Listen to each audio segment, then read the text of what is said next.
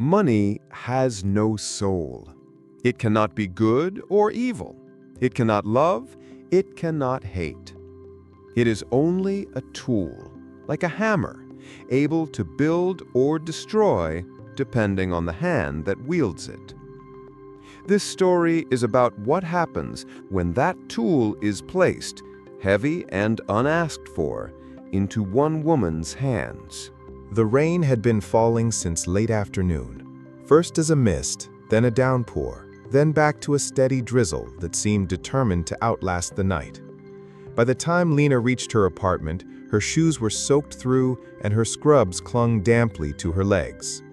The fluorescent hallway smelled faintly of mildew and fried onions, the kind of smell that seeped into every old building in this part of the city.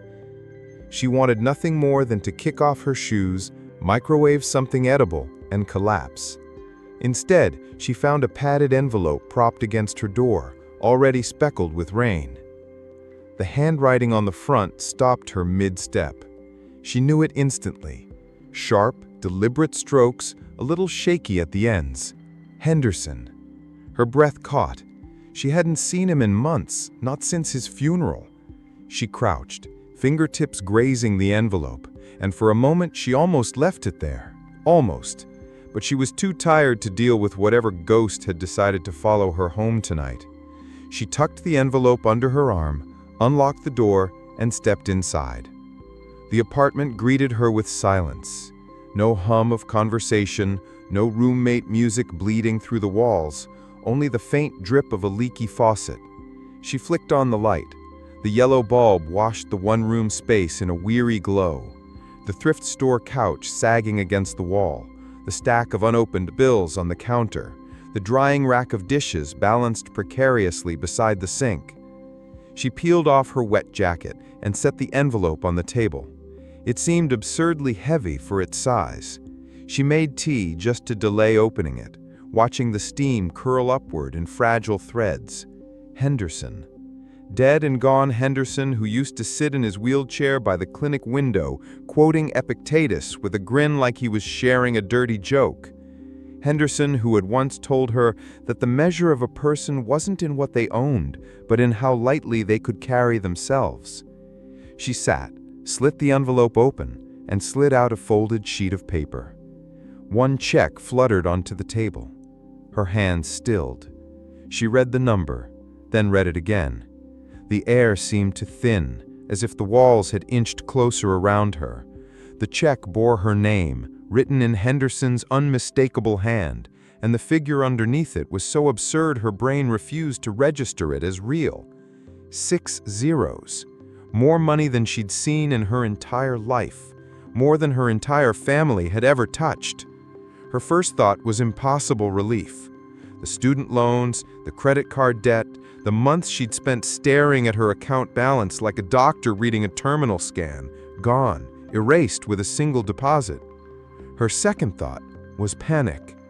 Why her? The check trembled in her hand. Henderson had no family, at least none who'd ever visited him. She'd been his nurse, nothing more. She'd checked his vitals, adjusted his medications, listened when he wanted to ramble about Marcus Aurelius. She'd been there at the end, yes. She'd held his hand while the machines quieted. But this was a mistake. It had to be. She unfolded the paper that had come with it. Lena, if you're reading this, then I'm gone. You were kind when you didn't have to be. You listened when no one else did. I want you to have this. Spend it, waste it, burn it. Your choice. A hammer can build or destroy. The hand that holds it decides. H. Her breath caught. She read the words 3 times, but they didn't resolve into sense. He hadn't explained. No instructions, no conditions, just this, a fortune and a metaphor. Her pulse quickened. She imagined paying off every debt she had, the sheer relief of logging into her bank account and seeing the number climb instead of crawl. She imagined finally replacing her rusted-out car, moving to a place where the ceiling didn't leak, buying shoes that didn't blister her feet after 12 hours on the floor. Then she imagined telling Chloe. Chloe would scream and dance and order champagne. Chloe would say, "Finally, finally, you caught a break." But a weight pressed hard against her chest. Henderson's face rose in her memory, not the frail, near-skeletal face of his final weeks, but the way he looked on good days, alert, dryly amused, stubbornly alive. She heard his voice, teasing yet precise. "Wealth is not evil, nor is poverty. What you do with either, that is the test." She pressed her palms against her eyes. This wasn't joy. This was a burden dressed as luck, a trap disguised as freedom. The rain outside thickened, hammering against the window pane. She shoved the check back into the envelope and stuffed it into the drawer beneath the counter. Out of sight, but not out of mind. The paper burned in her memory, branding every nerve. Suddenly, the walls of the apartment felt too close, the silence too heavy. She grabbed her coat again, shoved her arms through the sleeves, and left. The envelope stayed behind, but its weight followed her out the door. The rain met her like a cold slap. She walked fast, no destination in mind, shoes squelching with each step. The city blurred into water and neon, the diner lights bleeding into puddles, the passing cars hissing through the wet streets. She pulled her hood up, but the rain still found her face. Spend it, waste it, burn it, your choice. Her stomach twisted. A hammer could build or destroy, but what if you didn't trust the hand holding it? She walked until her legs ached, until the city blocks became unfamiliar. The rain didn't let up. Somewhere behind her, in a drawer in a leaking apartment, sat a check large enough to rewrite her life. And for the first time since Henderson's death, she felt him near. Not comforting, not approving, but waiting. Waiting to see what she would do. She stopped on the corner, water dripping from her hood, heart racing like she'd run a marathon. She had no answer. Only the unbearable knowledge that from this moment forward, every choice she made would be measured against the weight of that paper. And tonight, she was too small for it. Lena turned and fled deeper into the rain.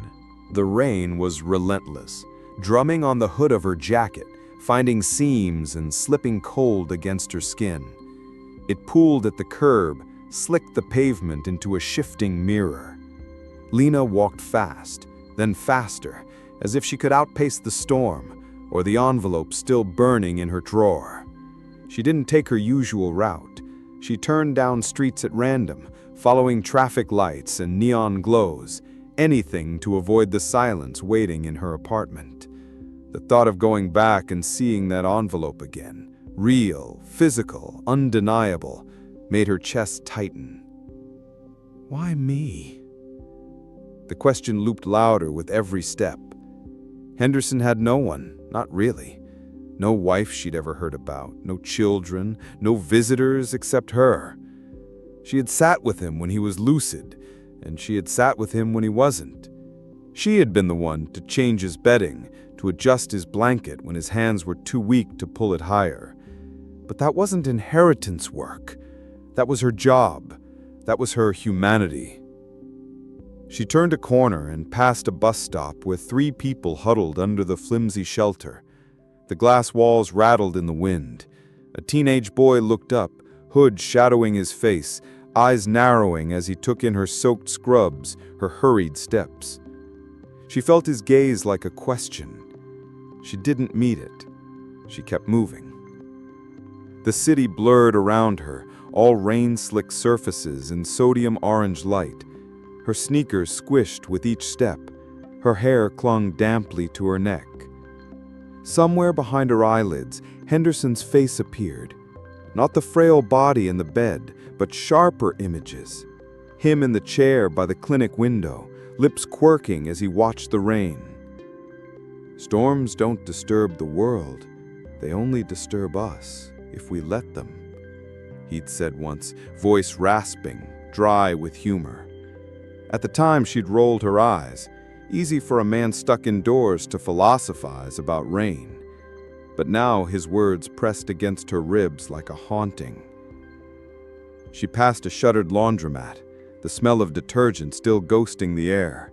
Past a bar with its door open, laughter spilling out with the cigarette smoke. She thought about going inside, about ordering a drink and drowning tonight in something simpler. But Henderson's voice cut in again, insistent. What you run to, or run from, reveals you more than what you say.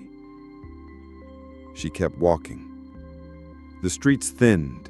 A few cars hissed by on the wet road. The rain found its rhythm, steady, unhurried. Her body shivered, then grew numb. She didn't know how long she'd been walking when the glow caught her eye, fluorescent and steady, bright against the dark row of brick buildings. The library. Her feet slowed. She hadn't been inside in months, maybe years, not since college when she'd pulled all-nighters cramming for anatomy exams, the smell of paper and coffee and nerves clinging to her hair. The doors were propped open, letting out a faint warmth. A sign taped inside read, 24 hours. For a moment she stood at the bottom of the steps, rain dripping off her hood, heart hammering. What was she doing here? What was she even looking for?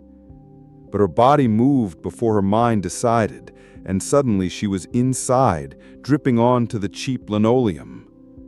The blast of heat hit first, followed by the smell. Paper, old carpet, faint dust. The silence was deep, broken only by the quiet tap of keys at the reference desk.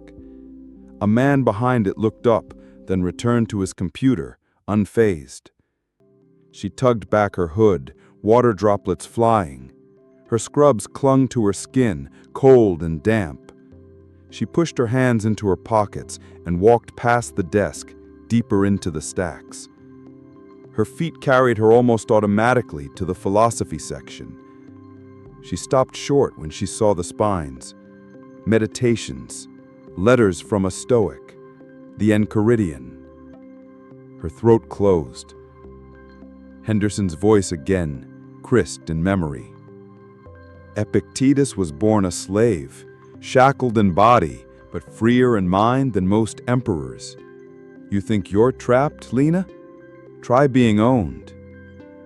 Her hand trembled as she reached for the Enchiridion. The cover was worn, the edges soft from decades of readers. She opened to a random page. We are disturbed not by events, but by the views which we take of them. The words landed like a blow. She sank down right there in the aisle, cross-legged on the faded carpet, book open in her lap.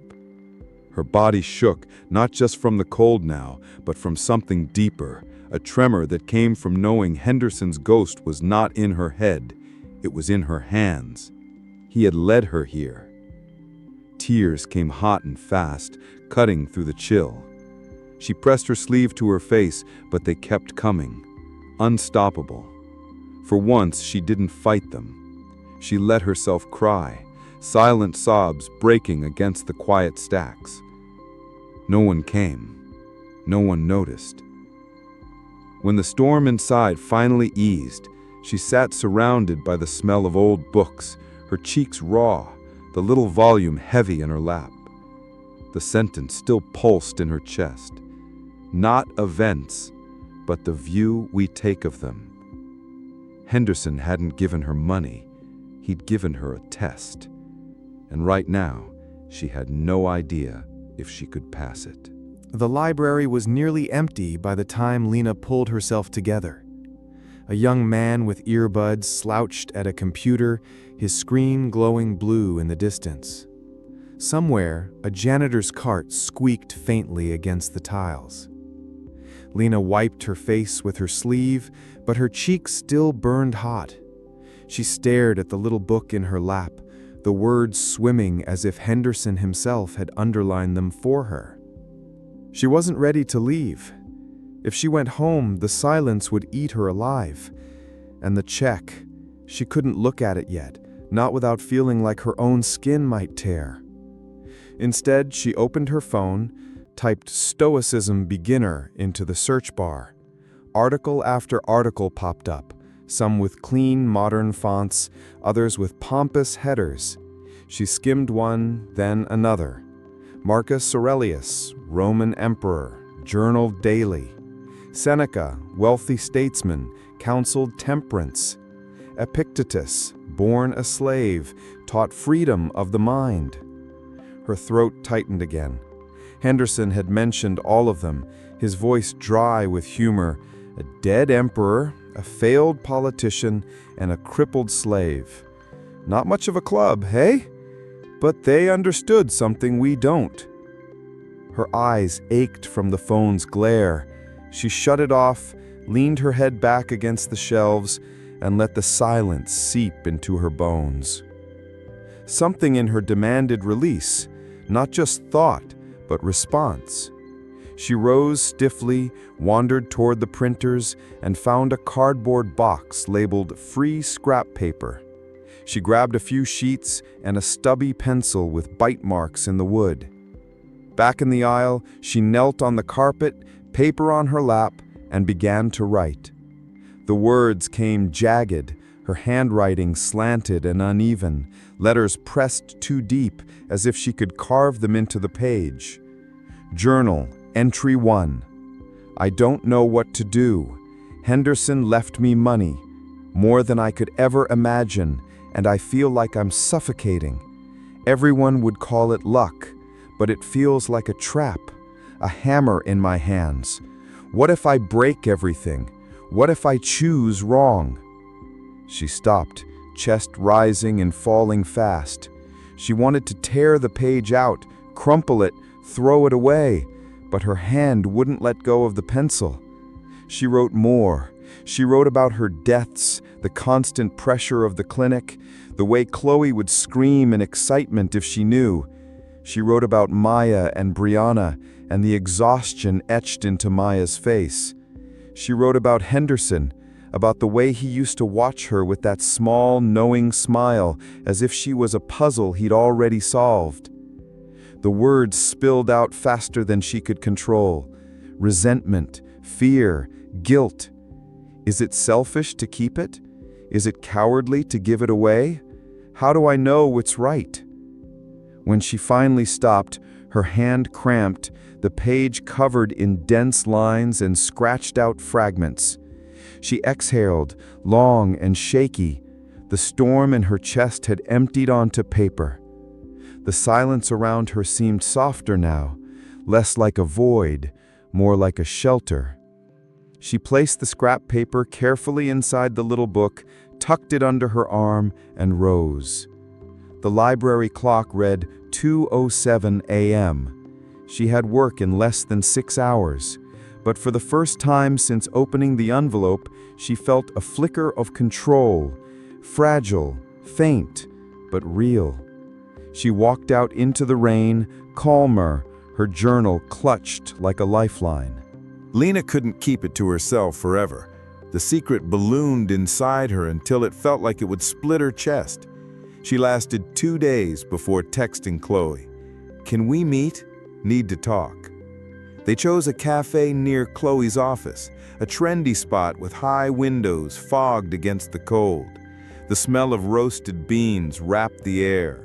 Baristas clattered cups behind the counter.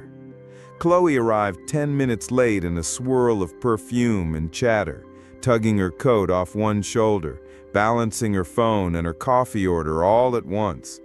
She dropped into the chair opposite Lena with a bright smile that dimmed when she saw her friend's face. "Okay," Chloe said, stirring sugar into her cappuccino. "What's going on? You look like you haven't slept." Lena hesitated. The envelope's weight pressed against her ribs even here. She lowered her voice. "It's about Henderson."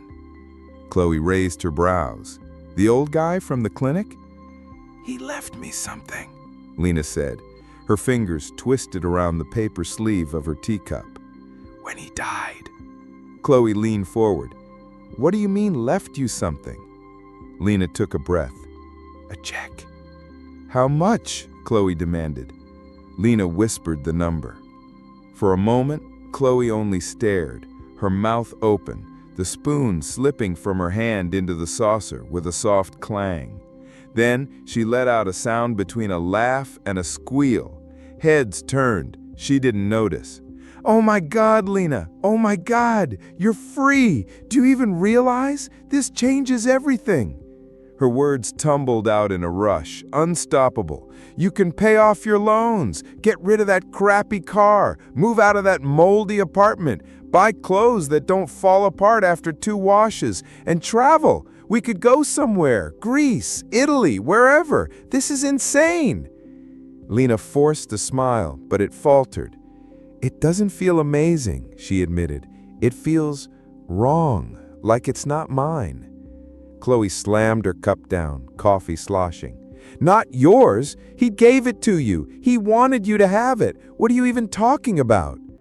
"He didn't explain why, just left it there. I don't know what he wanted me to do." "Use it!" Chloe snapped. Her eyes glittered fierce. "That's what he wanted, otherwise why bother? You think he wrote your name on that check for nothing? If you sit around second-guessing, you're spitting on his memory." The words stung. Lena looked down at her lap. Chloe softened slightly, reaching across the table. "Lena, listen. You've been working yourself to the bone at that clinic for peanuts. Henderson saw you. He knew you deserved better. Don't waste this chance because you're scared." Lena nodded faintly, but the knot in her chest only tightened. Chloe's certainty pressed like a hand against her throat. They sat in silence for a moment. Chloe leaned back, taking a long sip of her coffee, already scrolling through her phone. "I'm telling you, this is the best thing that's ever happened to you. You just have to stop overthinking it." Lena forced another smile, but her mind was already retreating. Chloe's enthusiasm felt like a trap, loving, insistent, but a trap all the same. The clinic was chaos. It always was, but today seemed worse. The waiting room thick with coughing, restless children, anxious parents, and the sharp scent of antiseptic that couldn't quite mask the underlying mildew. Lena pushed through the crowd, weaving around a woman with a stroller, and slipped into the back hallway. She tied her hair back tighter, scrub top wrinkled from too many shifts in a row. Inside exam room 2, Dr. Evans hunched over the old ultrasound machine. The monitor flickered, froze, and then went black. He smacked it with the flat of his palm, muttering terses. "Still?" Lena asked, pulling on gloves. "Still," Evans said, straightening with a grimace. His glasses slid down his nose. "This thing's a relic. Should have been retired when Clinton was still in office." He hit the power button again. The screen sputtered to life, buzzing faintly. An image wavered, then fractured into static. "If I had $1 for every time this machine froze," he shook his head, then looked at her with tired eyes. "Well, maybe we'd have a new one." Lena forced a laugh, but her chest ached. The patient on the table, a young woman no older than 20, bit her lip and asked, "Is it going to work?" Evans patted the machine like a stubborn dog. "We'll make it work." But his voice held no conviction. Afterward, Lena stepped into the supply closet to catch her breath. She scanned the shelves, gauze boxes nearly empty, a row of pill bottles marked with red tape, expired. The air smelled faintly of bleach and something sour beneath it. She closed her eyes. Henderson's check flared in her mind like a torch. A single machine, one modern ultrasound transducer could change everything here. One replacement could mean lives not lost to late diagnoses, pregnancies monitored with clarity instead of guesswork. The temptation pressed in. She could fix this. She could end this endless scraping by. But at what cost, and to whom? She opened her eyes, grabbed a fresh pair of gloves, and forced herself back to work. The need was palpable, suffocating, and the weight of the gift heavier than ever. The Saturday air was brittle with cold. a thin frost crusting the edges of sidewalks as Lena walked toward Maya's apartment. She carried a small bag of groceries, bread, peanut butter, apples. Nothing extraordinary, but something. Maya answered the door with Brianna clinging to her leg, the little girl's hair in uneven braids. "Lena, you didn't have to." "I wanted to," Lena said. She stepped inside, warmth flooding her face after the chill outside. The apartment smelled faintly of instant noodles and lavender detergent.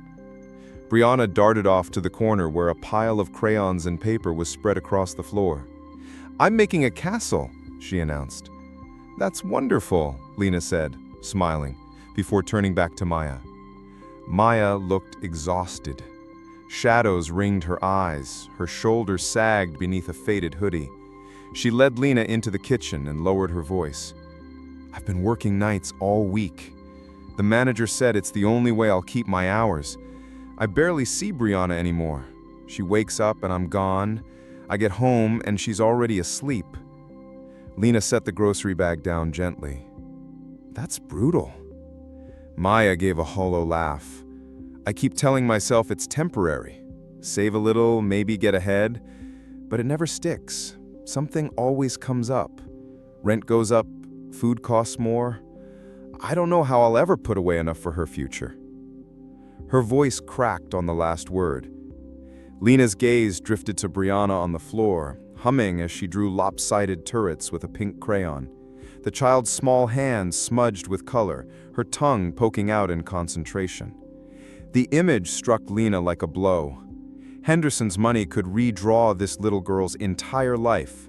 School supplies, lessons, a college fund, a future not crushed by lack. But to choose one need was to deny another.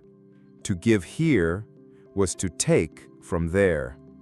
The unseen chain wrapped tighter around her, each link another life, another hunger, another possible use for the tool she had not asked to wield. The panic came suddenly, like a wave that ripped her legs out from under her. Lena sat at her kitchen table, bills scattered across the surface. Her pen trembled in her hand as she tried to focus on the numbers, the endless columns of what she owed. The check lay sealed in the drawer, but its presence hummed like static in the room. Her chest tightened, her breath grew shallow. The walls seemed to press closer. She dropped the pen and clutched the edge of the table, knuckles white. Her vision blurred. She wanted to scream, but no sound came out. Minutes passed before the storm eased, leaving her damped with sweat, heart hammering in her ribs. She slumped back in the chair, weak, ashamed. Her gaze landed on the little book she had left by the window. Henderson's book. She reached for it with shaking hands, flipped to the page where her scrap paper entry lay tucked. Epictetus's words stood above her messy scrawl. "We are disturbed not by events, but by the views which we take of them." She forced herself to breathe, in, out, again. Slowly, she took a fresh page and drew 2 columns. At the top of one, she wrote, "What I control." At the other, "What I do not control." She began to fill them. What I control, my choices, my actions, how I spend money, how I treat people. What I do not control, what others think, that Henderson died, the amount of need in the world, whether people approve of me. The lists grew longer. The act steadied her hand, calmed her racing mind. The dichotomy was clear, simple, what was hers to shape and what was not. By the time she put the pencil down, her breath had evened. A fragile calm had settled in her chest. Not peace exactly, but the faint outline of it. She sat back, the city's distant hum seeping through the window, and for the first time since the envelope arrived, she felt the faintest glimmer of clarity. The storm hadn't gone, but she had built a wall against it. The library smelled of dust and paper, and Lena found comfort in that. After the collapse of her panic attack, she had begun coming here every night, as though proximity to books might lend her clarity by osmosis. The philosophy section was tucked in the far corner, a dim aisle with cracked spines and titles long out of circulation. She traced the shelves until her fingers rested on a familiar name, Seneca. The book was old, a soft cover printed decades ago, its pages yellowing. Letters from a Stoic. She slid it out and carried it to a table near the window. Outside, the city pulsed with neon and exhaust, but inside, all was still. She read, slowly at first, then hungrily.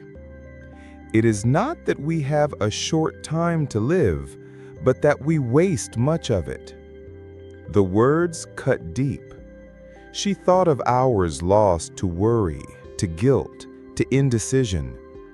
She thought of Henderson, who had chosen to study philosophy late in life rather than let loneliness rot his final years. She flipped to another page. A gem cannot be polished without friction, nor a man perfected without trials. She underlined the line with her pencil. Henderson's check was a trial, not a blessing, not a curse, but friction. And what came of it would depend entirely on how she responded to it. That night, she made herself a vow. She would not act until she understood. She would not let impulse guide her hand. She would build herself, as Henderson had tried to build himself, into something steadier. In her journal, she wrote, "If money is a tool, then I must be the fortress around it. The hand that guides it must be stronger than the weight it carries." The city lights flickered against the glass, and for the first time, she felt less like she was drowning and more like she was learning how to swim. 2 days later, her car broke down on the way to work. It happened in the middle of traffic, a grinding cough, a shudder, and then silence. Horns blared behind her as she steered it toward the curb, heart pounding.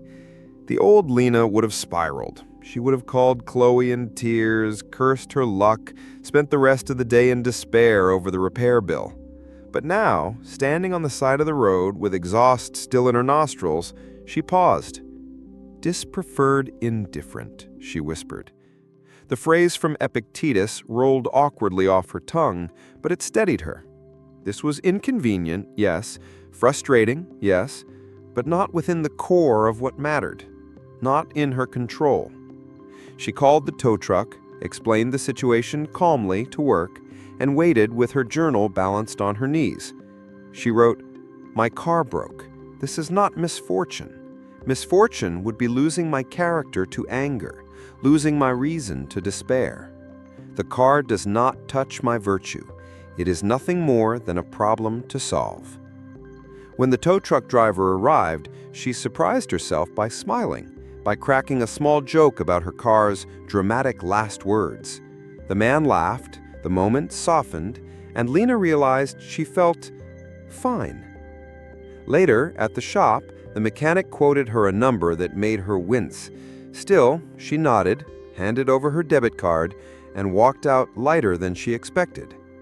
On the bus ride home, she looked out the window and thought, if I can hold myself steady here, I can hold steady anywhere.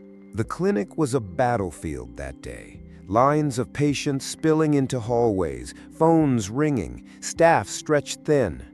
Lena was moving quickly, chart in hand, when it happened. Dr. Patel, one of the senior physicians, cornered her at the nurses' station. His voice was sharp, cutting through the din. "Why wasn't this test logged? Do you even know what you're doing?" The words struck like a slap. Her face burned, her pulse leapt. Staff nearby turned to watch. The old Lena would have shriveled under the weight of shame, mumbling apologies, replaying the moment for weeks after. But this Lena had been reading, thinking, preparing. She drew in a quiet breath. His anger is his own judgment, not mine. Aloud, she said evenly, I logged it in the system at 2:30. If it didn't upload, I'll check again. Patel blinked, his mouth half open. The sharpness drained from his expression, leaving only irritation. Fine, just fix it. He stalked away. Lena's hand still trembled, but she forced herself to stay still, to breathe. She returned to her journal at lunch, her pen moving fast. He judged me unfairly. That was his flaw, not mine. To accept his words as truth would be to surrender my reason. Instead, I held steady. I answered with calm. This is what freedom feels like. She closed the journal and looked around the break room, the hum of the vending machine, the smell of burnt coffee. Nothing had changed, yet everything had. For the first time, she felt like she had glimpsed what Henderson meant when he called philosophy armor. Not walls to shut the world out, but strength to endure it without losing herself. Chloe was sprawled across Lena's couch with a glass of cheap rosé, her voice animated, her earrings catching the lamplight. "You're overthinking this," she said. "Henderson left you that money because he wanted you to use it, not sit around reading dusty books like some monk. Pay the debt, live your life. Hell, we could go to Cabo for a week, just for once, not worrying about bills." Lena sat curled at the far end of the couch, her knees tucked under her chin. She wanted to smile at the fantasy of sun and surf, but something knotted in her chest. "I don't think it's that simple," she said. Chloe rolled her eyes. "It is that simple. You make it complicated because that's what you do. You always think there's some higher meaning, but sometimes it's just obvious." The words stung, not because they were cruel, but because Chloe believed them. And Chloe wasn't wrong to want relief, wasn't wrong to crave joy. Later, Maya called during her break at the hospital. Lena asked about Brianna, and Maya laughed softly. "She's already talking about her birthday. She wants a dollhouse, a real one with furniture. I told her we'll see, but honestly, with the rent increase, I don't know how I'll swing it." The conversation ended, but the weight lingered. Chloe wanted freedom. Maya wanted security. Everyone seemed to be looking at her, Lena, as if she were the key to unlocking their wants. That night, she journaled, "To act for praise is weakness. To act to avoid blame is weakness. The good must be done for its own sake, or not at all." But even as she wrote, her hand shook. She was not yet free of the pull. The cemetery lay on the edge of town, rows of stones catching the pale winter sun. Lena carried a thermos of coffee and a scarf wound high against her throat. She found Henderson's grave easily. The stone was plain, his name carved in block letters, Thomas Henderson. Beneath it, teacher, friend. She sat cross-legged in the cold grass, steam rising from her thermos, and began to talk. "You probably thought this would be funny," she said softly, "leaving me a check like some kind of riddle. You always liked your little puzzles." The wind stirred, carrying the smell of pine. "I keep thinking about our conversations. When you said Stoicism wasn't about being unfeeling, but about not letting the world own you. I didn't understand then. Maybe I still don't, but I'm trying." Her voice cracked, but she pushed through it. "I wanted you to tell me what to do. I wanted you to still be here so I could ask, but you're not. And that means the answer isn't with you, it's with me. You left me the money, but you also left me the choice. Maybe that's what you were really giving me, The chance to learn how to choose. She sipped the coffee, letting it burn down her throat. Silence stretched. A crow landed on a nearby branch, tilting its head as though listening. For the first time since his death, Lena didn't feel haunted. She felt accompanied. When she finally stood to leave, she pressed her palm against the cold stone. "Thank you," she whispered. Then she turned back toward the city, her heart both heavier and lighter at once. Her kitchen table was covered in scraps of paper. Lena sat with a fresh notebook, Henderson's old fountain pen clutched tight, and began to write. Not a budget, not a list of debts and expenses, a ledger of virtue. She drew 4 columns across the page, labeling them justice, courage, temperance, wisdom. Beneath each, she began to assign possibilities.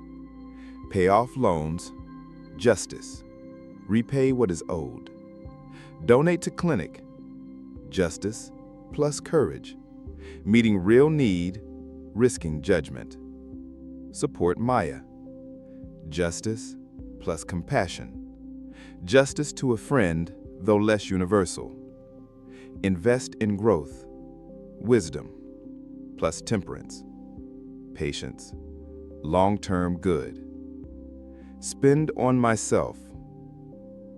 Pleasure, not virtue, huh? She stared at the last line, biting her lip. Chloe's words echoed. Freedom, fun, escape. But she could not, in honesty, write virtue beside it.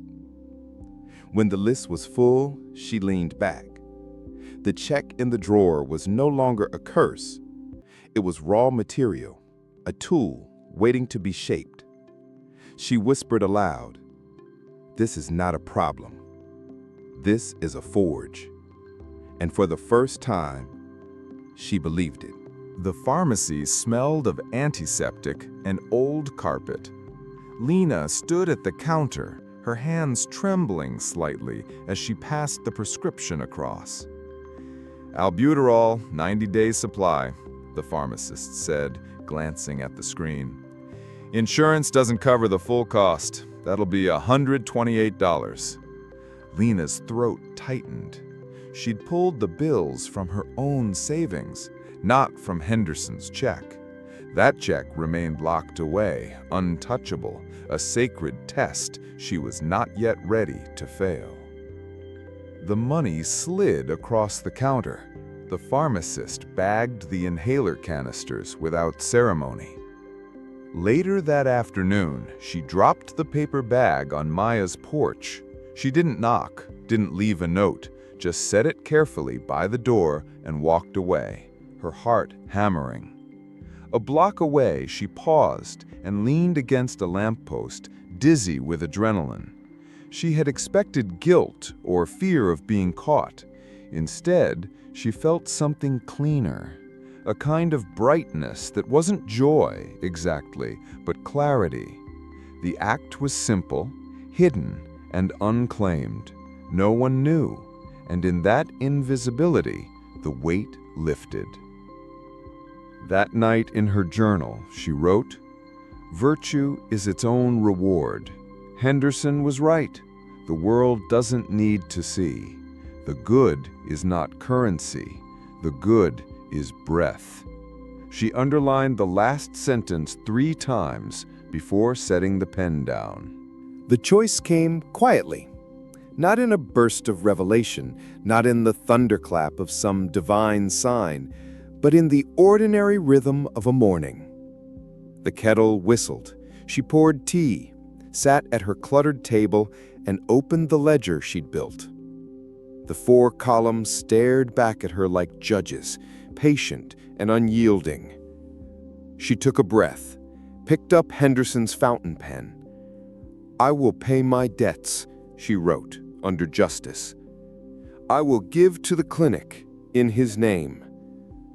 I will invest the rest, not for indulgence, but for growth that can serve others." Her hand shook, but she did not stop. This is the reasoned choice. This is virtue applied. If I am mocked, so be it. If I am praised, so be it. These are not mine to control. The decision is mine. The outcome is not. When she laid the pen down, the anxiety that had haunted her since the night of the delivery loosened like a knot finally undone. She closed her eyes and felt, for the first time in weeks, peace. Not giddy relief, not fleeting escape, but a calm that held steady even as the wind rattled the windows. Later, she opened her apartment door and stepped into the drizzle of a gray afternoon. The rain slicked her hair, seeped through her jacket. She tilted her face upward and let it come. The city bustled on, indifferent, and Lena, walking into it, was no longer afraid. The morning the check left its envelope was the kind of day that felt like it had been scrubbed too hard. The sun was pale, watery, filtered through thin clouds that looked more like residue than weather. Lena walked with her hands shoved in her coat pockets, her knuckles white around the folded papers she had kept hidden for weeks. She had walked past the bank twice already, circling the block like a fugitive, testing escape routes, before finally forcing herself to approach the glass doors. The building was an uninspired rectangle of beige stone and mirrored windows. A flag out front slapped in the breeze with a hollow mechanical sound, as if it too was reluctant to be here. Inside, the air smelled faintly of carpet cleaner and printer ink. There were potted plants in corners, glossy leaves with the strange artificial sheen that came from fluorescent light. A line of customers shuffled forward in fits and starts, the soft symphony of coughs, throat clearing, and the rhythmic squeak of a teller's chair forming a backdrop. Lena clutched the check tighter, its edges cutting into her palm. She had avoided this moment for so long she almost believed she could delay it indefinitely. But Henderson's voice followed her here, not in words exactly, but in the weight of his absence pressing against her ribs. When her turn came, she stepped forward on legs that felt both stiff and insubstantial. The teller was a middle-aged man with thinning hair and a smile that had been trained to look automatic, but not unkind. His name tag read David. "Good morning," he said, eyes flicking up briefly before landing on the paper in her hand. "How can I help you today?" The words caught in her throat. For a moment she imagined herself bolting, running back into the street, the check fluttering away like an abandoned feather, but her fingers betrayed her and placed it on the counter. David's eyebrows rose. "That's quite a check." "Yes," Lena said, her voice quieter than she intended. "I need to deposit it." David nodded, professional, but with a faint trace of curiosity he couldn't quite mask. He slid the paper into the machine, his hands deliberate, reverent even, as though handling something volatile. The screen lit up, numbers populating. "Would you like to deposit the full amount into your checking account?" She swallowed. Her tongue felt dry, her throat sticky. "Yes, full amount." The printer hummed, spitting out a receipt. He handed it across the counter. "Funds may take a short while to fully clear, but you'll have partial access immediately." She stared at the slip of paper. The string of digits didn't look real. They were abstract, too many zeros crowding together until my brain refused to process them. And yet the digits were hers now, threaded into the architecture of my life. "Thank you," she murmured, shoving the receipt into her coat pocket. As she turned away, she felt dozens of invisible eyes boring into her back. No one was looking. Most people were hunched over their phones, scrolling away their impatience. But paranoia painted the room in surveillance. She walked out quickly, her footsteps too loud on the polished floor. The cold air outside hit her face like a slap. She gulped it down, filling her lungs, half expecting to hear sirens, alarms, someone running after her yelling, "Stop her! It's a mistake!" But the street was indifferent. A woman wrestled a stroller into a cab, 2 construction workers smoked by a truck, a cyclist cursed at a taxi that cut him off. Life was uninterested in her secret transaction. Her next stop was less optional. The Office of Student Accounts at the university where she'd earned her nursing degree was a low brick building with narrow windows that looked like slits in a fortress. She had been here too many times before, usually sitting in uncomfortable chairs, negotiating payment plans, swallowing humiliation as administrators explained her options with rote sympathy. Inside, the waiting area smelled of burnt coffee and old carpet. A poster on the wall encouraged alumni donations, its slogan declaring, "Give back to the future." Lena sat down with the folder of debt documents she had carried like shackles for years. Her name, stamped in bold letters at the top of each page, stared back at her. When her name was called, she rose and followed a young woman into a cubicle partitioned by gray fabric walls. Her ID badge read Karen. She couldn't have been more than 24, her lipstick still perfect from the morning, her eyes bright with the untested optimism of someone who had never yet had to plead for mercy over money. "How can I help you today?" Karen asked. Lena set the folder on the desk. "I'd like to pay off my student loans, in full." "In full?" "Yes." There was a silence, the kind of silence that belonged to fairy tales, when a character says something so improbable it stops the world. Karen recovered quickly, her professional smile sliding back into place. "All right, let's just pull up your account." The numbers on the screen, numbers Lena had memorized long ago, glared back like a cruel joke. Tens of thousands, years of wages siphoned off in careful installments, only ever shrinking by crumbs. Karen tapped a few keys, then looked back up, her smile uncertain. "I see your balance. Are you certain you want to proceed? It's a significant sum." "Yes." "All right." Karen explained the process, the forms, the confirmation codes. Lena signed where she was told, her hand trembling but steady enough to leave ink behind. When the transaction was complete, Karen printed the final receipt and slid it across the desk. "Congratulations," she said softly, her voice different now, touched with awe. She walked out of the building in a daze, the receipt clutched in her hand like a talisman. The sky had darkened into a thin drizzle, drops tapping against her coat. She didn't hurry. She wanted the rain on her face, a baptism, proof that she was here in this body, in this moment. Her feet carried her without plan. By the time she looked up, she was standing outside Henderson's old brownstone. The windows were shuttered now, the curtains drawn forever. She stood there staring at the brick facade and let the words she had avoided finally slip from her lips. "Thank you," she whispered, though she wasn't sure if it was gratitude or apology. Her journal entry that night was shaky, ink blotting in places where her hand had trembled. "The debt is gone. Henderson's gift removed a weight I thought I would die carrying. But the freedom is not joy. It is a duty completed. Justice paid. I owe no man. Yet I owe the world my virtue. The test begins now, not ends." When she set the pen down, she realized her hands had stopped shaking. For the first time in weeks, she slept without dreaming. The clinic smelled of antiseptic and overworked air conditioning. The kind of smell that clung to clothes and skin, stubborn even after a shower. Fluorescent lights hummed overhead in steady monotone, a reminder that the place was held together not by elegance, but by sheer endurance. Lena had spent hundreds of hours here, patching patients with limited supplies, improvising with outdated equipment, filling the gaps left by a system that forgot the poor. But today, she was not walking in as a nurse.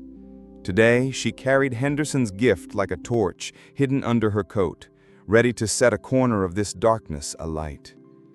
Her fingers toyed with the folded envelope in her pocket as she signed in at the front desk. The receptionist, Clara, gave her a tired smile. "Back for another double?"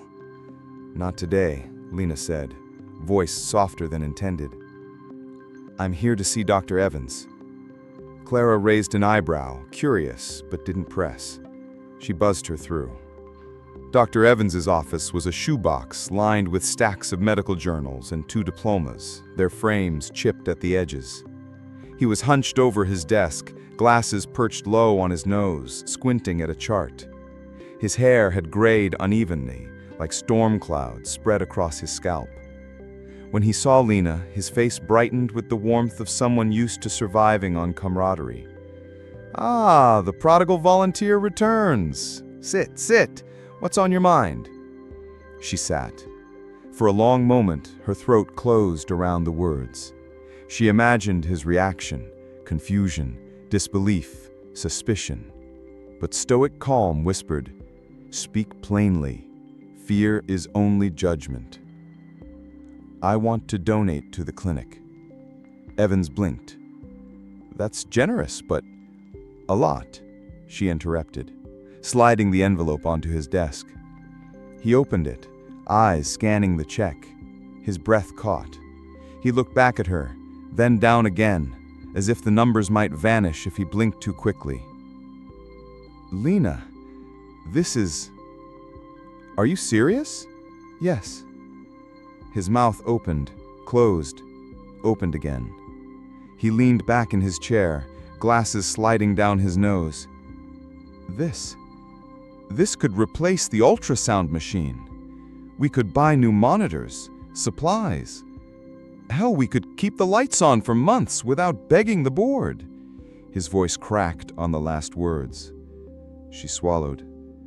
"I want it in Henderson's name." Evan's eyes softened. He set the check down, carefully, reverently, as if it might shatter. That old man, he'd be smiling at this.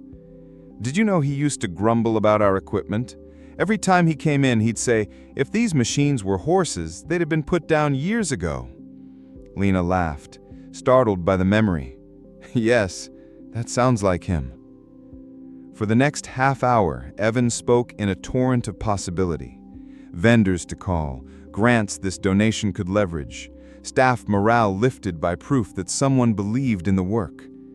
Lena let his enthusiasm wash over her, her own voice minimal.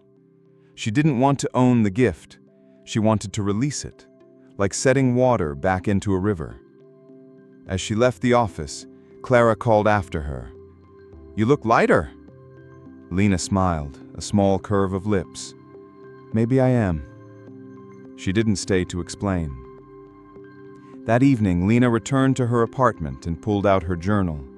The rain was back, tapping against the windows like a reminder. She opened to a fresh page. "Henderson gave me a tool. Today I set it in motion. It is not mine anymore. It belongs to the work, to the patience, to the future. Money is not evil. It is not good. It is fuel. I chose where to burn it. May the fire warm, not destroy." She paused, her pen hovering. The clinic's halls replayed in her mind, the tired faces of patients who would never know her name in connection with this gift, the staff's work whose lives would be made slightly easier. She thought of Brianna, Chloe's goddaughter, who might one day breathe through a machine this check bought. She wrote again. "If I had kept it for myself, the zeros would have rotted. Used this way, they multiply, not in my account, but in lives touched. This is wealth made virtuous. This is Henderson's laughter echoing down a brighter corridor." She closed the journal, exhaling slowly. For the first time, the gift didn't feel like a chain around her. It felt like motion, something larger than her body could contain. And when she finally fell asleep, the hum of the clinic's fluorescent lights followed her into dreams, steady and unwavering, like the beat of a neutral engine beginning to turn. The cafe smelled of espresso and caramel syrup, the air thick with chatter and clinking cups. It was Chloe's Choice, a place she loved, bustling and noisy, where she could stretch her words out loud without worrying about who listened. Lena sat across from her at a corner table, a mug warming her hands. She had rehearsed how to tell Chloe, softening the edges, but when the moment came, the words had spilled out almost matter of fact. "I donated most of it to the clinic. The silence that followed was sharper than the hiss of steaming milk behind the counter. Chloe's mouth fell open, then shut again like a hinge catching. "You what?" Lena's fingers tightened on her mug. "I gave a significant portion to the clinic, in Henderson's name. They're buying a new ultrasound machine." "A significant portion?" Chloe leaned forward, eyes narrowing. "What does that even mean? Half? 3/4? Don't tell me all of it." "Not all," Lena cut in. Her voice was steady, but her pulse fluttered. "I kept enough to pay my loans, and the rest is being invested. But the clinic needed it. You've seen the state of their equipment." Chloe sat back, arms crossing tightly across her chest. "You had a once-in-a-lifetime chance, Lena, a miracle, and you threw it away on some broken machine?" "It's not just a machine. It saved lives." Chloe's voice rose, drawing glances from nearby tables. "And what about your life? Do you think Henderson wanted you to keep living in that shoebox apartment, clipping coupons, working yourself to exhaustion? He gave it to you so you could finally breathe."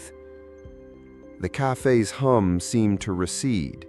Lena felt the familiar tightening in her chest, that instinctive sting of guilt, of wanting to justify herself until she crumbled. But she held to the words of Epictetus. "It is not things that disturb us, but our judgments about them." "My life is fine," she said quietly. "Fine? You think surviving paycheck to paycheck is fine? You could have used that money to go back to school, open your own practice, get out of the trenches. But no, you had to be Saint Lena of the lost causes." Lena's cheeks flushed. "This isn't about sainthood. It's about what's right." "What's right?" Chloe's voice cracked, anger bleeding into hurt. "You know how much debt I'm drowning in?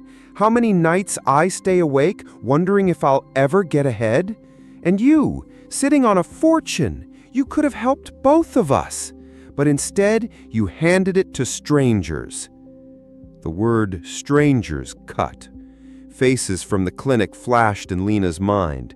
Maya, Brianna, the patients whose names she carried in her heart like fragile lanterns. Strangers, maybe, but not invisible. "They're not strangers," Lena said. Chloe shoved her chair back with a screech. The cafe fell momentarily quiet, then resumed its chatter like a tide pulling back in. She stood, glaring down at Lena. "You're selfish," she said, the word landing like a slap. "Don't be surprised. You think you're selfless, but really, you made a choice that made you feel noble and left the rest of us in the dust." Lena opened her mouth, but Chloe grabbed her coat from the back of the chair and stormed out before she could answer. The bell above the cafe door jingled in her wake, mocking in its cheerfulness. Lena sat frozen, her coffee gone cold. Around her, the cafe spun on, people sipping lattes, scrolling phones, laughing at jokes. She felt like she was trapped behind glass, invisible, her skin buzzing with the imprint of Chloe's words. Selfish. She whispered it to herself, testing the sound. Was it true?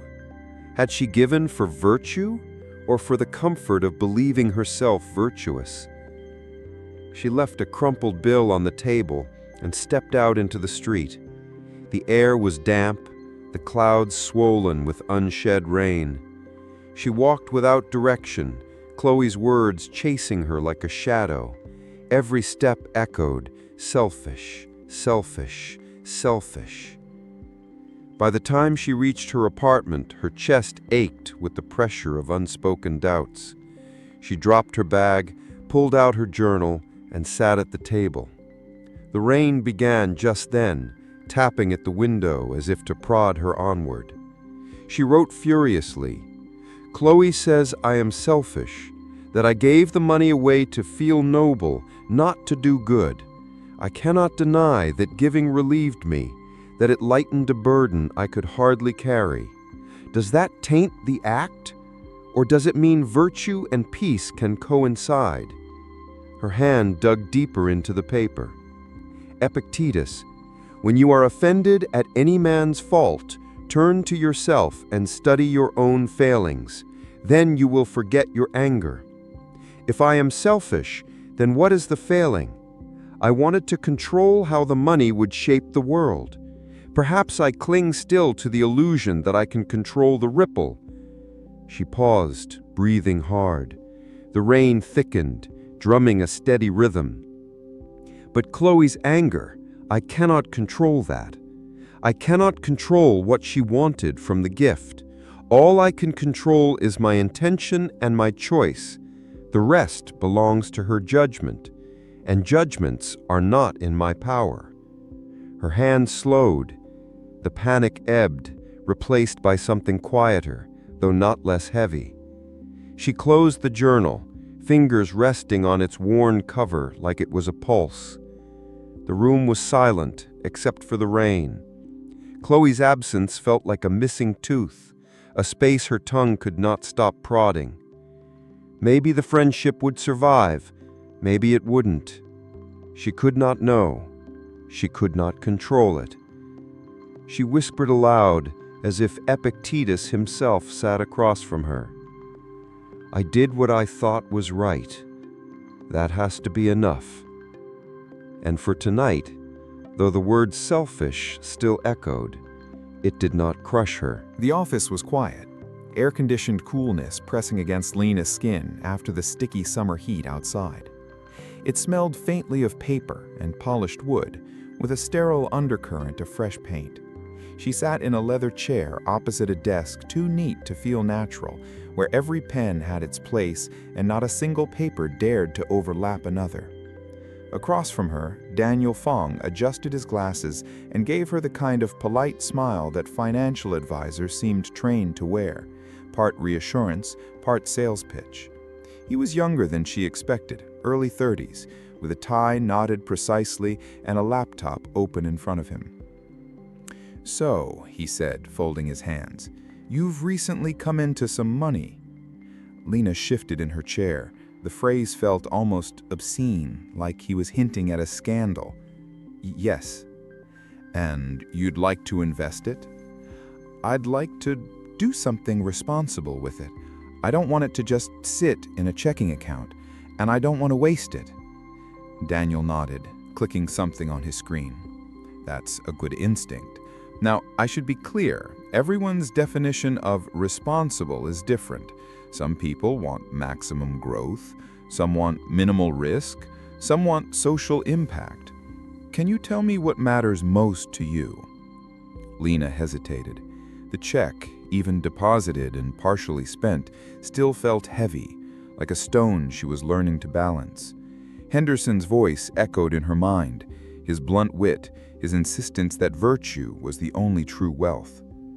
I want it to do good, not just for me, for others. He raised an eyebrow, though his tone stayed neutral.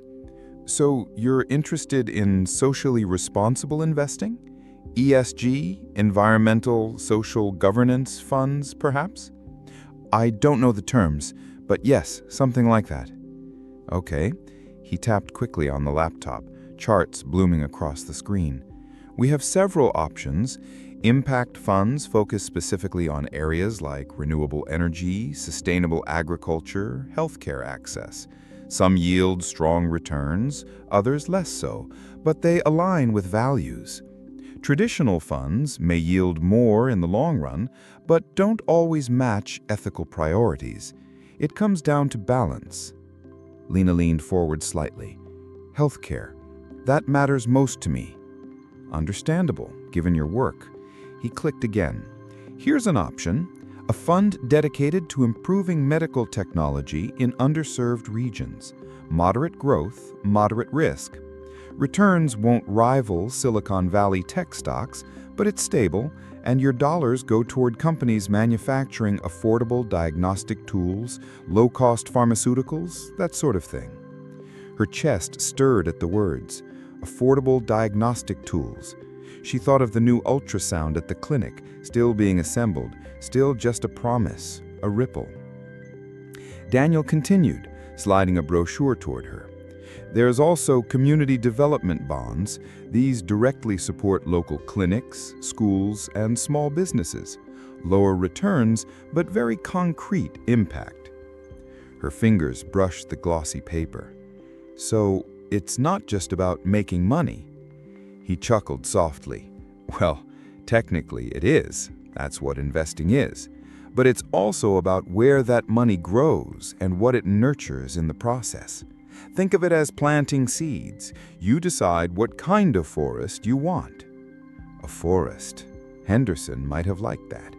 Money not as a pile of gold, but as soil, fertile or barren, depending on the choices of the planter. Could we split it? She asked. Part in something stable, part in community bonds? Absolutely. He looked almost pleased at her suggestion. That's a smart approach. Diversification. Some security, some impact. But Lena was only half listening now. Her mind had wandered to Chloe, to the bitterness in her voice. You could have helped both of us. To Maya, working night shifts. To the patients who walked through the clinic's doors, carrying more fear than hope. The money, she realized, was no longer the enemy. It was an engine, neutral, humming quietly in the background. It was her hand on the throttle that decided whether it fueled despair or possibility.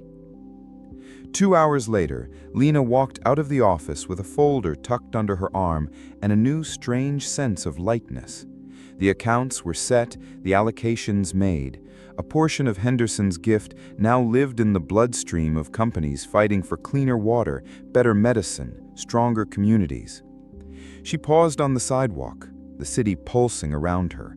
Honking taxis, a vendor shouting about hot dogs, children laughing as they darted toward the park. She looked up at the skyscrapers reflecting the late sun, each window a fragment of fire.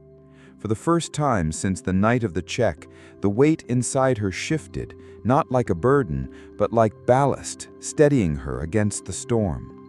She took out her journal on a bench nearby and wrote quickly. Money is no longer the chain around my neck. It is the horse, and I am the rider. It can run wild and trample, or it can carry me toward good if I guide it well.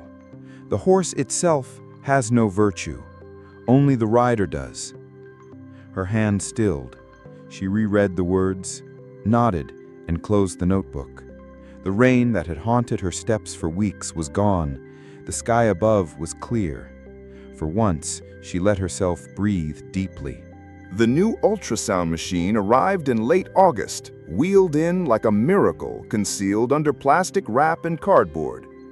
The clinic staff gathered around as though expecting it to breathe on its own, to glow or sing. Even Dr. Evans, usually dry and unshakably sardonic, looked moved as the delivery team maneuvered it into the cramped exam room. "Here she is," he muttered. "Brand new and already smarter than me."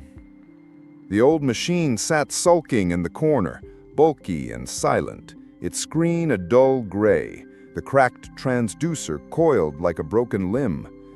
Lena glanced at it with something almost like pity. Years of overuse and repairs had wrung it dry. Henderson might have said, "Everything serves until it can't. Then we honor it by replacing it, not by resenting its failure." The technicians unwrapped the gleaming replacement, smooth and white and oddly elegant, the kind of machine that would have looked more at home in a hospital wing than in their patched-together free clinic. Lena ran her fingers over the console.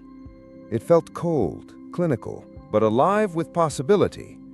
Maya stood beside her, eyes wide. "It's beautiful." "It's a tool," Dr. Evans corrected, but his voice carried warmth, not rebuke. The first patient to use the new ultrasound machine was a woman named Mrs. Rivera, who had come in with a quiet kind of urgency, one hand on her belly and the other gripping her husband's sleeve. She was 6 months pregnant, unsure of her exact dates, her prenatal care patchy at best. The old ultrasound would have groaned and flickered, struggled to deliver even a blurry guess. Now Lena prepped the machine, her hands steady, but her heart pounding as though she was about to conduct the test of her own life. She guided Mrs. Rivera onto the table, spoke gently, explained what would happen. The screen lit up, clear and sharp, the fetus flickering into existence with astonishing clarity. Tiny fingers curled into a fist, a face half-turned, a heartbeat pulsing steady as a drum. Mrs. Rivera gasped. Her husband clutched her hand, tears gathering in his eyes. Dr. Evans leaned in, adjusting the angle, his voice hushed. "There it is. That's a strong heart. And here's what we needed to see. Placenta's high, no previa, baby looks healthy. Everything's right on track." The relief in the room was palpable, a collective exhale that seemed to lift the ceiling. Mrs. Rivera wept openly, whispering thanks in Spanish. Her husband kissed her forehead, unable to stop staring at the screen. Lena swallowed hard. She had seen ultrasounds before, dozens of them, but this was different. This was clarity, not guesswork. This was the absence of fear where before there had been doubt. That afternoon, Lena sat in the break room with her journal. The clinic hummed outside, phones ringing, footsteps echoing on tile, but she was in her own quiet world. She wrote quickly, "Today, a ripple. One machine, one test, one family. Fear turned to joy. This is what Henderson meant, isn't it? Not charity for the sake of being praised, not money as an escape, but a tool in the right hands. Justice, courage, wisdom, all in motion at once." She paused, tapping the pen. Money does not heal, but it can buy the tool that lets us see what heals, or what must be healed. It amplifies intention. Without virtue, it corrodes. With virtue, it saves. Her eyes burned. She shut the journal and leaned back, staring at the cracked ceiling tiles, remembering the night the courier came, the rain, the check heavy in her trembling hands. She had been afraid then, afraid that the gift was a curse, that she was too small to hold it without breaking. But today, looking at Mrs. Rivera's tears of relief, she felt something new, not fear, not even pride, but steadiness. The weight had become anchor, not chain. The news of the machine spread quickly among the staff and patients. People talked in the waiting room, whispering about the new miracle, though the clinic framed it modestly as a simple upgrade. Dr. Evans announced it in the staff meeting, his tone almost gruff to disguise emotion. "Thanks to some generous support, we've got a functioning ultrasound that isn't held together with duct tape and prayers. Use it wisely. Remember, this isn't about us. It's about the people who walk through those doors." Maya leaned over to Lena after the meeting, her eyes shining. "I don't know who this donor was, but they changed everything. Can you imagine how many families won't have to live with uncertainty now?" Lena smiled faintly. She didn't answer. The virtue of the act was in the silence. A week later, the machine caught something that the old one would never have found. A man in his 50s came in, complaining of persistent abdominal pain. He had been brushed off by 2 urgent care clinics, probably indigestion, they'd said, but Dr. Evans insisted on running the scan. The image revealed a shadow on the pancreas, irregular and unmistakable. Early, still treatable, but only if acted on quickly. The man's wife, sitting beside him, began to cry. "We thought we were going crazy. No one believed him." Dr. Evans pressed his lips together, then placed a hand on Lena's shoulder. This is why it matters." Lena felt the truth resonate in her bones. A machine bought with Henderson's gift, a life caught in time, a ripple that spread outward, invisible but unstoppable. That night, Lena walked home slowly, the city glowing around her. Every lighted window felt different now, not anonymous rectangles, but possibilities, lives within them altered by tools, by choices, by unseen ripples. She reached her apartment and sat by the window with her journal open and wrote one final note for the day. "Henderson is gone, but his gift lives, not as money, not even as a machine, as the moment when fear is replaced by hope. That is the measure of its worth. That is the ripple.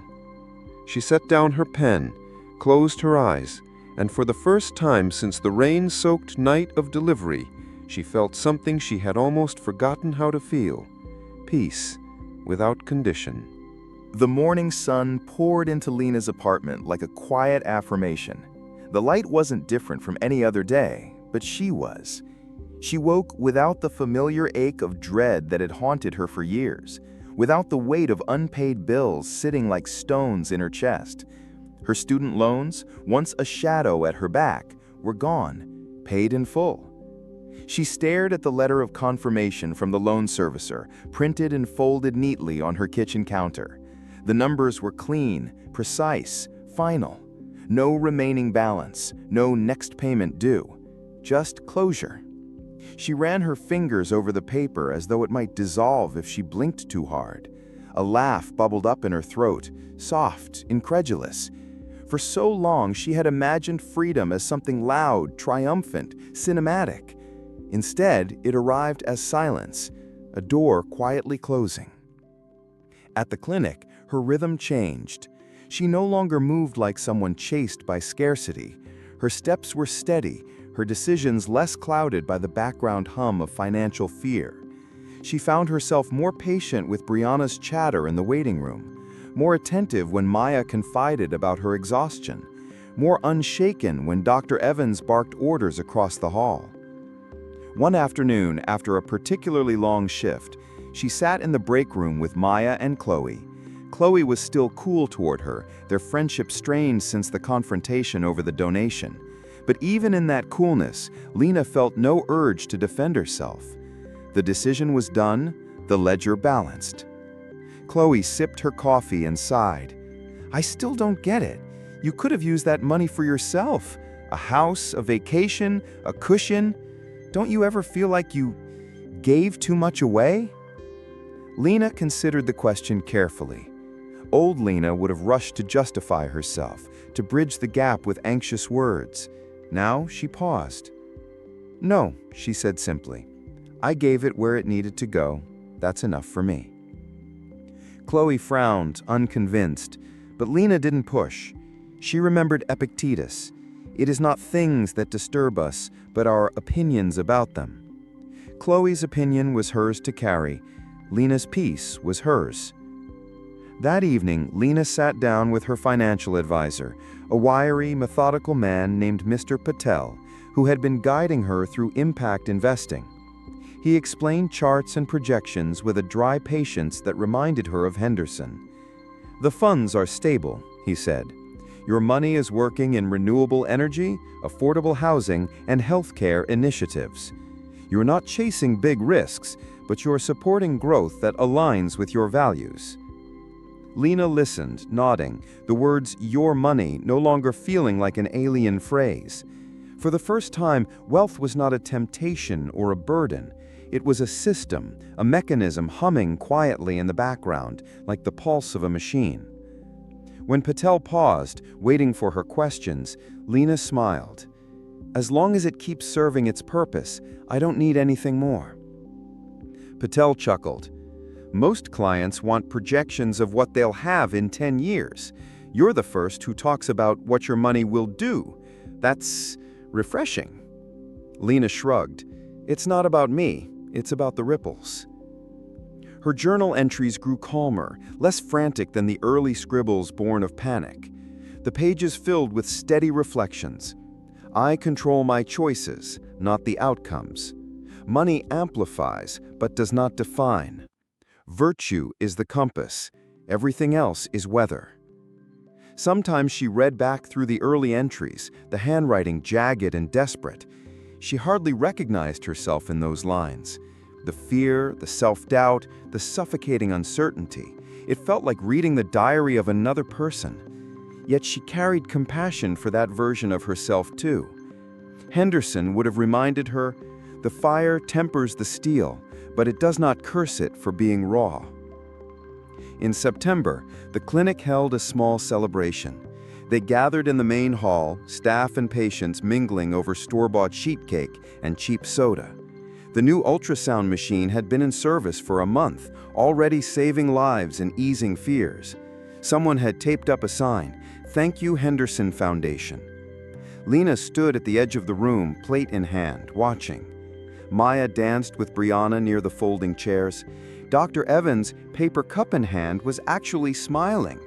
Patients laughed together, trading stories of their scans. A strange warmth filled Lena's chest. Not pride, but something steadier. Gratitude, not for herself, but for the chain of events that had led here. For Henderson's trust, for the philosophy that had steadied her trembling hands, for the chance to turn wealth into utility. She slipped away to the hallway, pulled out her journal, and wrote one quiet line. Equilibrium is not the absence of motion. It is motion balanced. Autumn crept in. The city cooled, trees shedding their leaves in spirals of gold and brown. Lena found herself walking more, unhurried. She no longer avoided the rain like she once had, no longer saw it as omen or weight. It was simply weather. Some days you had an umbrella, some days you didn't. Her apartment remained modest. She bought no new furniture, took no extravagant trips. She still shopped at the discount grocer, still brewed her coffee at home. But there was a lightness in the way she moved through her space, a clarity in her mornings. One rainy night, she returned home soaked, laughing softly to herself as she peeled off her wet coat. She sat by the window, pen in hand, the city shimmering in droplets on the glass. She wrote, "I once thought freedom would feel like flight, but it feels like standing still, steady, unshaken. The debts are gone, but the duty remains, and that is the better gift." She set the journal aside and breathed deeply. The rain tapped on the glass, not haunting, not heavy, just rain. By the end of the year, Lena's habits had hardened into something unshakable. She woke early, journaled daily, read Henderson's marked-up copy of Seneca every week. She gave quietly, without fanfare. She endured setbacks at work without spiraling, practiced gratitude without display. The new equilibrium wasn't perfection. She still had moments of fear, still snapped at Chloe once in a while, still doubted herself when exhaustion set in. But the difference was this: she returned to her tools. The ledger, the journal, the philosophy etched into her days. When she thought of Henderson, she no longer felt haunted, she felt accompanied. The money hadn't made her life easy, but it had made it possible to live according to her principles, and that was enough. One night, she sat at her desk, journal open, pen hovering. She thought of Henderson's favorite phrase, "Money is a neutral engine." She finally understood it, not as abstraction, but as lived truth. "The engine hums," she wrote. "It does not care where it drives. That is my task, my hand, my virtue, my choice. That is the equilibrium." She closed the journal and smiled. The rain outside whispered against the glass, steady, unthreatening. This was her life now, not free of burden, but free of fear. Not easy, but clear. And clarity, she knew, was the rarest wealth of all.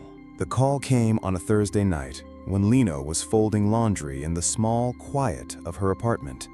The phone buzzed across the counter, an unknown number flashing across the screen. She almost ignored it. Scams were common, but something in her chest urged her to pick up. "Miss Carter?" The voice on the other end was sharp, clinical. "This is St. Mary's Hospital. We have your brother, James. He was admitted after collapsing at work. Are you his next of kin?" Her hands froze around the towel. She hadn't heard James's name spoken aloud in months. Their relationship had frayed over the years. Arguments about money, about responsibility, about their parents' estate. He had drifted, chasing odd jobs, dodging stability. She had chased survival, anchoring herself in discipline. Their lives ran parallel, but distant. "Yes, Lena said, voice barely audible. "I am his sister." "You should come as soon as possible," the nurse said. The hospital corridors were soaked in fluorescent light. Machines beeped in steady rhythms, an orchestra of distress. Lena walked quickly, her heart thrumming with every step, her stoic calm unraveling with each passing hallway. She found him in room 314. James lay on the bed, his face pale, tubes running from his arms. A doctor stood at the foot of the bed, clipboard in hand. "Your brother suffered a seizure. Tests show a lesion in his brain. We're running further scans, but it could be a tumor. We won't know until we have the results." The words landed like stones. Tumor, seizure, uncertainty. Lena's knees felt weak. She nodded, trying to keep her breath steady, but inside she was a storm. All her lessons, all her journaling, all the philosophy she'd built into her days, it crumbled under the sight of James's frail body. She gripped the back of a chair, the cold metal grounding her. That night, she stayed in the waiting room. She tried to read Seneca on her phone, pulling up a bookmarked letter, but the words blurred. She tried to journal, but the page remained blank. Her thoughts screamed, "What if he dies? What if I can't help him? What if I lose him before I can fix us?" Sleep never came. Every time she closed her eyes, she saw the monitor flatlining. By morning, exhaustion wrapped her like a leaden blanket. A nurse brought her coffee, but it tasted sour in her mouth. She wanted control. She wanted certainty. She wanted the storm to stop. Over the next week, James drifted in and out of lucidity. Sometimes he joked with her, the old teasing brother she remembered from childhood. Other times, he was distant, disoriented. The doctors gave no answers, only probabilities. Could be benign, could be malignant. We need more data. Each update tore at Lena's composure. At the clinic, she found herself distracted, fumbling with charts, misplacing supplies. Dr. Evans gave her a long, concerned look one evening. "Go home, Carter. You're no use here half-present." But home offered no relief. She sat at her desk, journal open, staring at the page. Her pen hovered, then dropped. She whispered Henderson's old mantra, "What do I control?" But the words felt hollow. What did it matter what she controlled if her brother's life hung on forces beyond comprehension? Her phone buzzed. A text from Chloe. "How are you holding up?" Lena stared at it, unable to answer. She didn't know. Days blurred. She lived in hospital corridors, in plastic chairs, in vending machine meals. She oscillated between fierce hope and crushing despair. And in the middle of that storm, she realized something terrifying. Her old anxiety was back. The panic attacks she thought she'd conquered crept at the edges. Her chest tightened in elevators. Her thoughts spiraled when doctors paused too long before answering. It was the crisis she'd always feared. Not about money this time, but about life itself. The ultimate reminder that Stoicism wasn't a one-time solution, but a practice. And she had faltered. The breaking point came late one night. James had just been taken for another scan, and she sat alone in the dim room, the machine silent without him.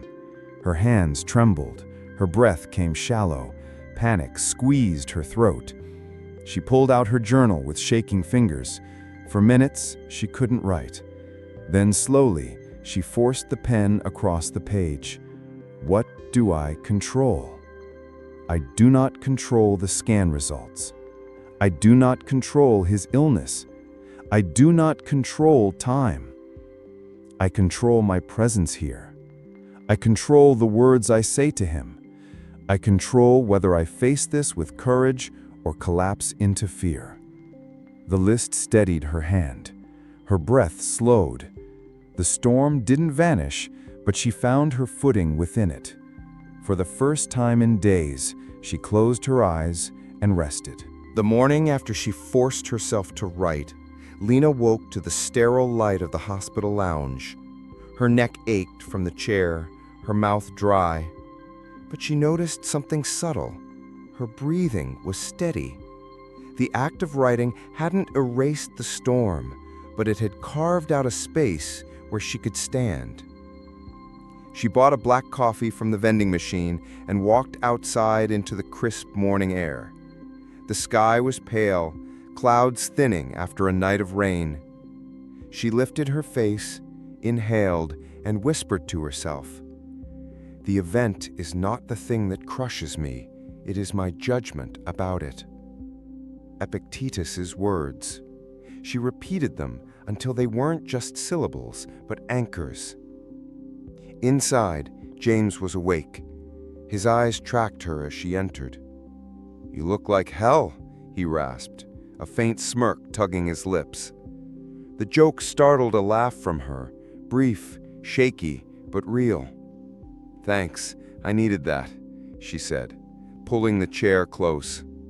The doctors were still waiting on the pathology results. The waiting itself was the torture, the vacuum that sucked out strength. Lena sat with James, holding his hand when he drifted into silence, chatting lightly when he wanted distraction. She didn't force courage. She practiced it, moment to moment. At lunch, she stepped into the courtyard outside the hospital. A woman sat crying on a bench, clutching her phone. She hesitated, then sat beside her. "Are you okay?" she asked. The woman shook her head. "My mom, they said it's terminal." Her voice broke. Lena didn't offer platitudes.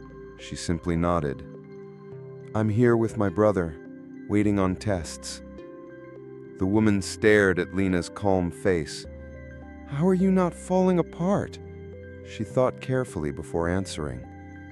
"Because I realized the falling apart doesn't help him. It doesn't stop the illness. The only thing I can control is how I show up for him right now." The woman stared at her, then gave a small, pained smile. That's something." They sat together in silence, two strangers tethered by shared uncertainty. Later that day, Chloe appeared at the hospital. She swept in with her usual energy, clutching a bag of takeout. "You need real food," Chloe announced, setting containers on the table. "You look like a zombie." Lena hugged her, the simple warmth grounding her. They ate together in the corner of the waiting room. "I don't know how you're keeping it together," Chloe said between bites. "I'd be curled up in the bathroom crying every 5 minutes." "I was," Lena admitted, "but I had to remind myself panic isn't action, and action is all that matters now." Chloe studied her.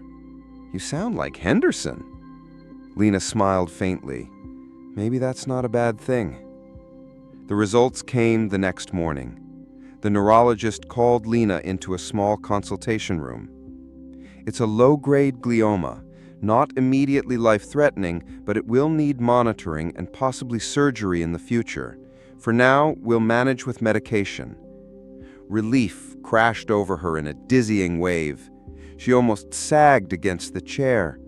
Not terminal, not the death sentence her imagination had been rehearsing every hour. But she kept her breath steady, her face calm. "So he can go home?" "Yes, with supervision and follow-ups. He'll need support." Lena nodded. "I'll be there." That night, as James rested in his room, Lena stepped outside again. The city buzzed around the hospital, the thrum of traffic, the chatter of people rushing past, life indifferent and relentless.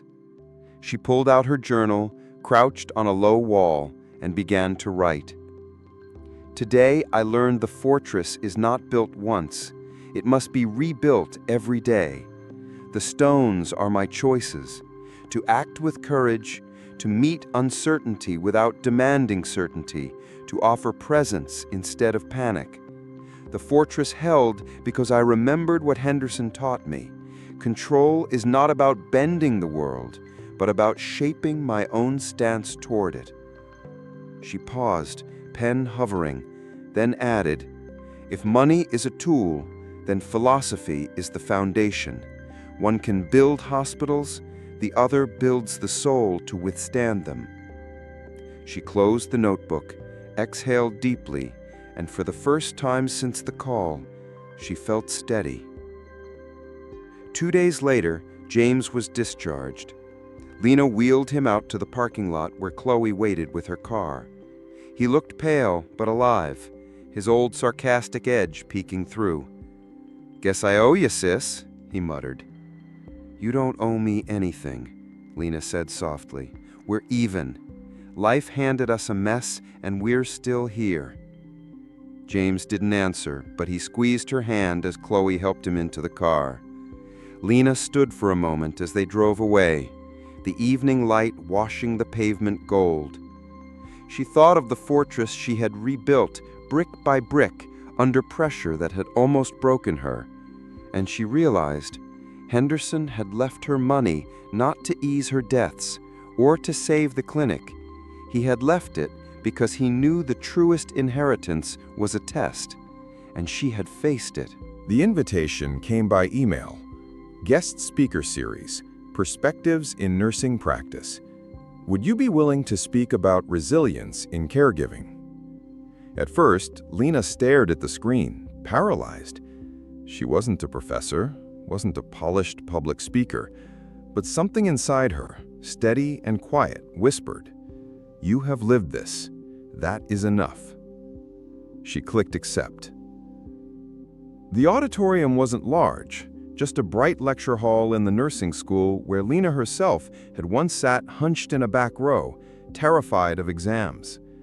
Now she stood at the podium, looking out at the rows of students. Young faces, some alert, some distracted, some clearly exhausted. She saw versions of herself among them, ambitious, anxious, already feeling the weight of lives they would soon be asked to carry. Her palms sweated, but she remembered Henderson's voice. "Courage isn't the absence of fear, Lena. It's doing the right thing while fear sits in the room with you." She lifted her notes, then set them back down. She didn't need them. "I want to start by saying," she began, her voice clear but unhurried, "that I don't stand here because I've mastered resilience. I stand here because I've been broken by it, patched myself together, and kept walking." The students stirred. A few put down their pens. "Most of you came here because you want to help, because you believe compassion is enough. But compassion without strength is like water without a vessel. It spills everywhere, and you end up emptied out." She let the words settle. "When I was a student, I thought resilience meant pretending things didn't hurt. Patients died, machines failed, families lashed out. I kept smiling. And then I went home and unraveled." Several students nodded. One girl in the front row chewed her lip, eyes wet. "What changed me was a man I met near the end of his life. A man who believed money was neither good nor evil. It was a tool.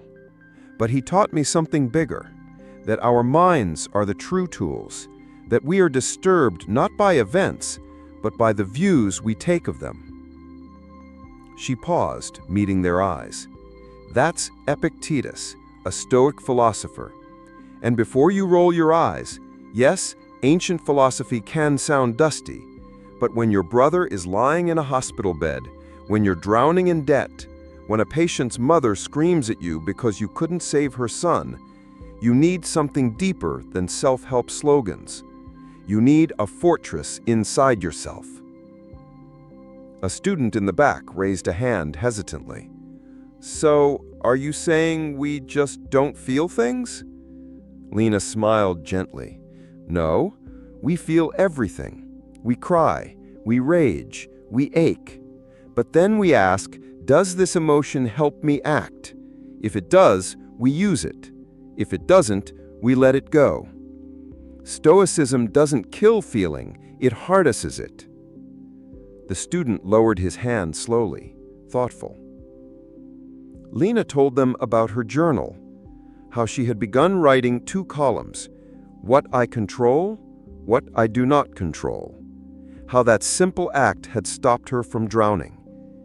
She described paying her debts not out of guilt, but out of justice, donating to the clinic not for praise, but because it was the right use of the tool she'd been given, and standing firm when even her best friend accused her of selfishness. It wasn't about the money, it was about who I wanted to become. Every choice is a chisel strike. You are shaping your character, moment by moment, even when no one is watching. The room was silent, the kind of silence that wasn't boredom, but attention, taut and alive. She leaned forward slightly, voice softening. Some of you will face nights where you feel utterly alone, where a patient dies and you wonder if you did enough, where you go home and can't shake the smell of antiseptic from your skin. In those moments, resilience isn't in your paycheck or your grades or whether your supervisor praises you. Resilience is in your judgment, your decision to say, I did what I could. The rest was never mine to control. The girl in the front row wiped her eyes. Lena took a breath. So here's my advice. Build your fortress now. Don't wait for crisis to force it. Start small, a journal, a list, a pause before you react. Remember that resilience isn't about bracing yourself against the world. It's about shaping yourself so the world can't unmake you. When she finished, the applause was hesitant at first, then grew strong. Students stood, clapping not because the talk was polished, but because it was raw and real. Afterwards, a cluster of them came forward. One young man said, quietly, "My mom's sick. I think I needed to hear that today." Another whispered, "Can you show us how you do the journal thing?" Lena smiled, pulling a pen from her bag, sketching 2 columns on a scrap of paper. Control, not control. The simplest of diagrams, but to her, it was the blueprint to freedom. As the students filed out, she sat for a moment in the empty hall. Henderson's face flickered in her mind. His wry smile, the twinkle in his eye when he spoke of virtue. You've passed the torch. Your lesson didn't end with me. That night, back in her apartment, she wrote in her journal, "Today I became the teacher, not because I had the answers, but because I lived the questions. Henderson gave me money, but the real inheritance was the chance to forge myself. I see now that philosophy isn't an old text, it's a lived practice, passed hand to hand, life to life. Today I passed it forward." She closed the notebook and exhaled slowly, the city lights flickering against her window. The fortress was no longer hers alone. It was something she had built and shared, brick by brick, with those who would need it after her. It was raining again. The drops streaked against the glass of Lena's apartment window, tracing crooked rivers across the pane. The sound filled the quiet room, steady, cleansing, unhurried. It was not the same rain that had soaked her coat the night the check arrived, though in truth it was no different. But to Lena, everything about it had changed. She sat at her desk, a steaming cup of tea cooling beside her. On the table lay 2 things, her leather-bound journal and a thin folder from her investment advisor, its charts and figures precise, almost clinical. Beside them, a photograph of Henderson, clipped from an old newspaper article about his community work. His eyes still seemed to follow her, amused and alive, though his body had long since gone to earth. She touched the edge of the photo. "We made it," she whispered. Her apartment hadn't transformed into luxury. The same chipped mug, the same second-hand desk, the same squeaky radiator that clicked and hissed whenever the heat kicked in. She hadn't redecorated, hadn't indulged in extravagant purchases, but the atmosphere was different, lighter, unshackled. The debts no longer loomed like vultures. Her work at the clinic carried new energy, not because of external praise, but because she had aligned her life with what mattered. The rain tapped rhythmically. She opened her journal to a fresh page. August 12th. Rain again. Same city, same walls, same weather, but not the same Lena. She set down the pen and stared for a moment at the simple sentence. It was true. The apartment was the same. The rain was the same. But she was not. She thought back to the ledger she had created months before, where each potential action was weighed not by desire, but by virtue. Justice, courage, temperance, wisdom. Those 4 words had reshaped her relationship with everything, including money. She picked up the folder again, flipping past the charts until she reached the page outlining the clinic fund's growth. The investments weren't spectacular, but steady, enough to matter, enough to last. She smiled. The money wasn't a dragon's hoard or a poison chalice. It was exactly what it had always been, a neutral engine, neither saint nor demon, but a force waiting for direction. What mattered was the hand on the lever. Henderson had placed that lever in hers. She had chosen where to steer. Her phone buzzed. A message from Dr. Evans lit the screen. New machine saved another one today. Early detection. Couldn't have happened without Henderson's gift or yours. She set the phone down gently. There was no rush of adrenaline, no desperate grasping for validation, just a quiet sense of rightness, like the steady beat of her own heart. The rain thickened outside, drumming harder. She rose and went to the window, pressing her forehead lightly against the cool glass. The street shimmered, lights bending in puddles, umbrellas bobbing like small ships on a restless sea. On that first night, she had looked out through tears, feeling hunted, the weight of the check pressing like a stone on her chest. Tonight, she saw only motion, only life. The rain was not threat, but rhythm, a reminder of cycles that had gone on long before her and would continue long after. She sat again, lifting the pen. Money is not evil. It is not holy. It is not freedom or bondage on its own. It is the hammer and the anvil, the fire and the fuel. It becomes what we make of it. In Henderson's hands, it became a test. In mine, a tool. And tomorrow, in the hands of others, it will become something else again. She underlined the next words twice. It is not the tool that defines the life. It is the hand that wields it. Her chest loosened. The lesson was simple, yet it had taken her months of storms to grasp it fully. She closed the journal, setting her pen neatly atop it. The rain was easing now, softening to a mist. Across the street, a child splashed in a puddle, while her mother shook her head, half laughing, half exasperated. Lena smiled. Life would not stop testing her. More storms would come. Illness, loss, conflict. Money would rise and fall, numbers shifting in columns. But she was not the frightened woman she had been. She had her fortress. She had her compass. She had the power to meet whatever came with clear eyes and steady hands. For the first time in years, she felt not weighed down, but free. She lifted her tea, now lukewarm, and raised the chipped mug slightly, as though to Henderson's unseen presence. To the neutral engine, she whispered. She drank, savoring the taste, imperfect but real. The rain stopped. A thin beam of evening light broke through the clouds, casting gold across the wet pavement below. Lena breathed it in. She was ready for tomorrow.